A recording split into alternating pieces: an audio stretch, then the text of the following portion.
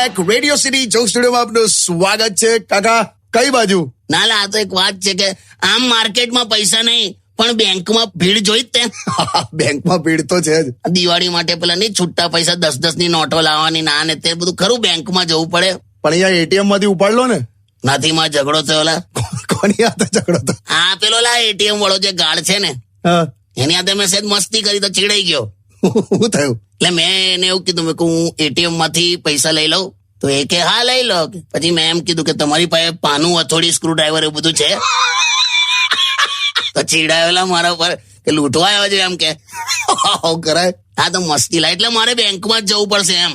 પણ શાંતિથી જજો ને, કાલે વાલે જજો, પતી જશે અડધો કલાકમાં. નથી પતતું અડધો કલાકમાં ભાઈબંધ. તું ગમે ત્યારે જા, ગમે ત્યારે. એ લોકોનો લંચ ટાઈમ જ ચાલતો હોય. ના હોય એવું. હાલા હમણાં તો પેલા ઓનલાઈન ડિલિવરી કરવા આવે છે ને, ઘરે પેલું જમવાનું આપવા આવે. હા, ડિલિવરી બોય.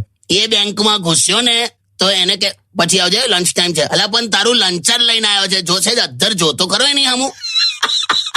પાછું દિવાળી એટલે દોડધામ ચાલે. ભાઈ તમામ લિસનર્સ ને શુભકામના દિવાળીની. હા, એ કહી દો તમે. તમને ભગવાન સમૃદ્ધિ આપે, કોક ચરકટ તમારું કશું ના બગાડી શકે, સફળતા મળે એવી દિવાળી અને આવતા વર્ષની શુભકામના.